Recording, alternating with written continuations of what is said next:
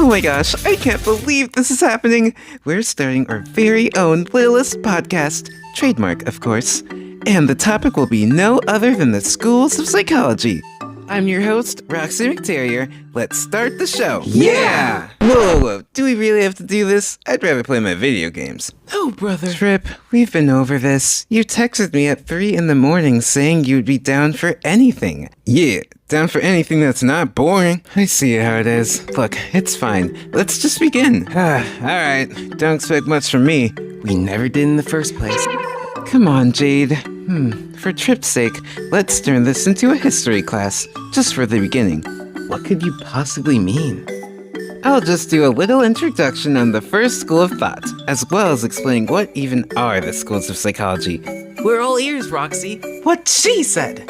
Aw, thanks, guys. Now, let's begin with structuralism, psychology's first school of thought. Okay. So, Wilhelm Wundt, aka the father of experimental psychology, is the founder of the school of thought back in the 19th century. So old. Let me finish. To add on, structuralism involves breaking down mental processes into basic components like sensations, images, and feelings. That is so cool. Wait, didn't he have a student with him? Yes, his name was Edward Tnicher.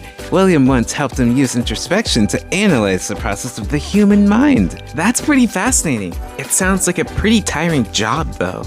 Hold up, y'all still haven't even told me why these schools of psychology even exist, bro. Right. Don't worry, I shall take the spotlight for this humble explanation. That didn't sound very humble. Well, to explain, psychology does have a wide variety of perspectives for the human mind and behavior, right?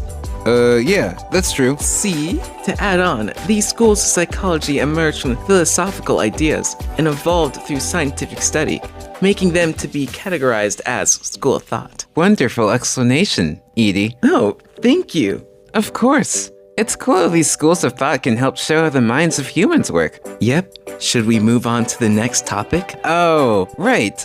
Now that we know what they are, let's talk about our favorite schools of psychology. Bro, I don't think I have a favorite. Could you be kind enough to lie? Truth hurts. Let's get back on track, guys.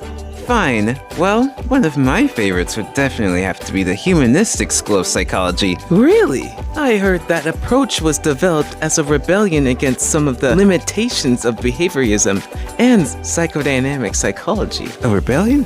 Beep really does have no limits, for real. Yeah, I mean, humanism was referred to as a third force in psychology after psychoanalysis and behavioralism, so... No way, there's Jedis in psychology?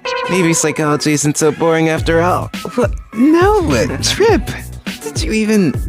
never mind. Well, Roxy, the humanistic approach is a great choice for a favorite. It's just an optimistic view to look at human potential. That's why I hate it.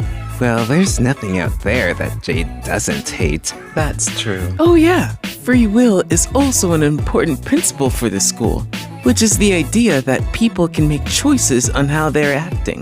That's interesting. I'm assuming their choices would be good, right? Yeah, humanism is about how people are born good, and there's nothing inherently evil or negative about them. Low-key, my human's fashion taste is pretty negative. Whatever. Roxy, is there any important figures we should know about? Yes, Abraham Maslow, the father of humanistic psychology. He had quite the strong arguments, didn't he? He did.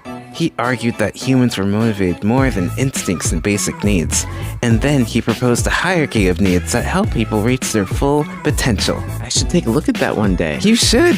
Oh wait, have y'all heard of Carl Rogers? Of course I do! He's quite the notable figure since he developed person-centered therapy. So true. Honestly, now that I think about it, this school is really all about prioritizing individuals' experiences. Don't forget free will and personal growth. Indeed.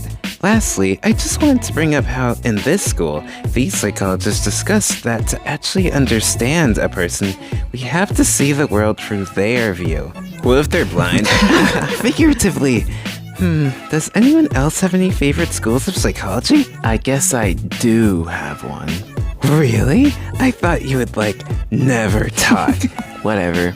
Let's talk about behaviorism, otherwise known as the behavioral learning theory.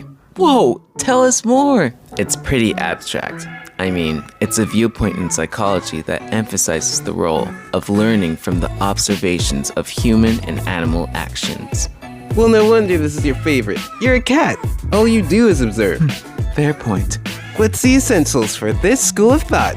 Well, it would be how all behavior is learned by the environment, and people are not born with traits or instincts that drive behavior. I don't know about that one. I was just born with talent. That's cap. Well, how do these people or animals acquire this behavior, Jade? It's from classical conditioning. This learning is from association and operant conditioning, which is learning through consequences. Ooh, I think I know that one. I learned not to scratch my human's furniture after the hugest consequence ever. What was it? You don't want to know. You're right. Who even backed these ideas, though? I might know. It was backed from an American psychologist known as Skinner. He argued that learning is an active process and occurred through operant conditioning. So, animals and humans act on and in their environmental consequences. I've learned so much. Can we end this now? What? No! Anyways, if a consequence is enjoyable, they will repeat the behavior. If a consequence is not enjoyable, they will not repeat the behavior. Isn't that common sense? You can't be talking. Guys, no beef allowed. Just pretend you're vegetarians. What? You know what? Fine. Well, I'm guessing behaviorism cares about observable behaviors. That's true. Instead of internal thoughts of emotions, like in structuralism. Whoa. Why are humans comparing us to animals in the first place? Well, there isn't much of a difference between the learning of animals and humans. Oh, so that's why the research from animals can be carried on to humans. Well, it's only based off the assumption of some laws of behavior are the same for all species. So, which animals are used for research? Rats and pigeons. Behaviorists find their environments to be easily controlled, so they're good for research. Those poor birds. Okay, let's move on to a different one then. I got it. Low-key functionalism is slept on. It's one of my faves. It's not the only one that wants to sleep. Come on. Whatever. To start off, functionalist thinkers were interested in roles and functions of mental processes. Are mental processes really that important? Yes. Gaining better understanding of the functions of mental states would allow psychologists to understand how the mind allows people to adapt and respond to their environments. Wow, this school sounds pretty fascinated about the purposes of thoughts and behaviors. They were. It's kind of interesting how it contradicts with structuralism, since it was more interested with the elements that make up consciousness. Yeah, I agree. Its influence really persisted throughout history. You know the founder of this school of thought, right? Yes, it's James Williams. He focused on the wholeness of an event, which includes the impact of environment's behavior. He also believed that introspection could be used to understand the consciousness that people experience. What a fascinating rundown. Thanks, Bev. No problem. I think this podcast has been going on for long enough. This is nice. Yeah, wait, who's paying for this venue again? See ya. How did he do that? And if he can do that, why did he sit through this whole thing? Oh well, this was the Littlest podcast, guys. Thanks for tuning in, and we'll see you next time.